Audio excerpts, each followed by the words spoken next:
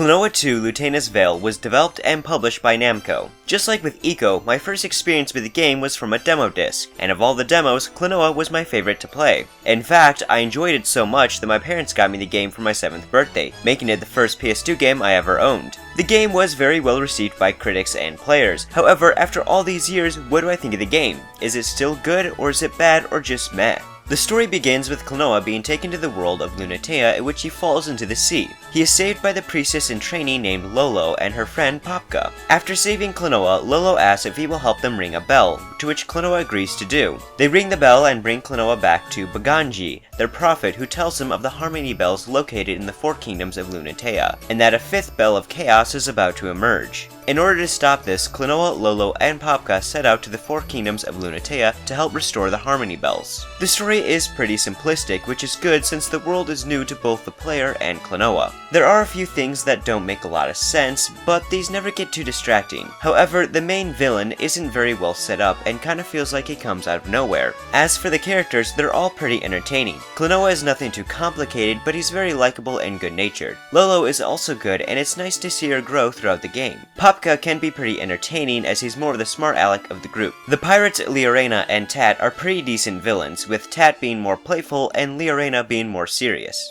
Klonoa is a 2D platformer. You access the levels from a world map, with red circles being places where you have to go next in order to progress the game. In the levels, you will play as Klonoa, who uses his ring to help himself out. Klonoa's ring shoots out a wind bullet, which is used to grab enemies. With an enemy, Klonoa can either throw him like a projectile or use him for double jumping, since Klonoa cannot double jump on his own. While jumping, if you hold down the jump button while in the air, Klonoa will flap his ears, giving him slightly more distance, which can be pretty helpful. There are certain enemies that will act in unique ways once Klonoa has grabbed them, such as Bommies, who will act like time bombs, Ketons, who will allow Klonoa to fly for a certain amount of time, Jatimos, who will shoot Klonoa far into the sky, Irbills, who will give Klonoa an electrified double jump, and Lakiri, who will change colors when thrown at other enemies. These enemies are often used to get past certain obstacles or to solve puzzles in some of the levels. Most of the puzzles aren't too difficult, however there are some later levels that can be rather challenging, such as the Kingdom of Sorrow and the Maze of Memories. If things do start getting pretty difficult, you can insert a second controller for a second player to use Popka, who will throw Klonoa into the air, which can be pretty helpful at certain puzzles or for saving Klonoa from a death drop. There are also some levels with gimmicks to them, like levels that are mostly dark, another with poisonous gas, and one where you're being chased by a robot.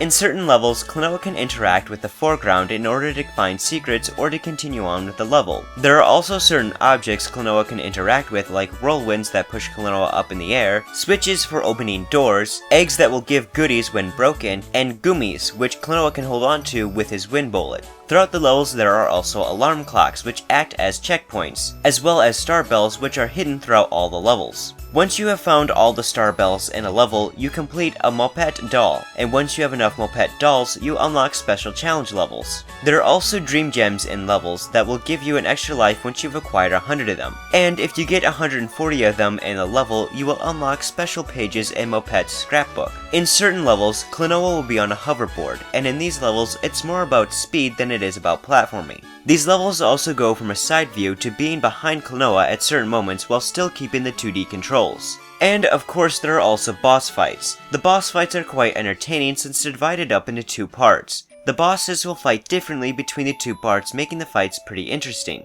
Visually, the game looks really good. It uses a cel shading style that fits the cartoon feel of the game. The world is also very colorful and very well detailed, with each area standing out from each other. Even the levels have some nice detail to them in the background that really helps make the world pop. Character models also look pretty good and are well animated. There is also voice acting, however the characters all speak a fake language which works, however the pacing of the conversations can be rather slow. The music is also very good, as most of it is upbeat and charming with some softer tracks as well. Regardless, most of the music is all quite memorable. All in all, there are a lot of things that I like about this game. Klonoa's ring is an interesting game mechanic that helps make the platforming stand out from other 2D platformers, and the different enemy types having different effects really helps expand upon this. The levels are also quite memorable and enjoyable to play, as well as the boss fights. Sure, the final boss isn't very well set up, but the characters are all quite likable. Klonoa 2 Lunatea's Veil is a good game.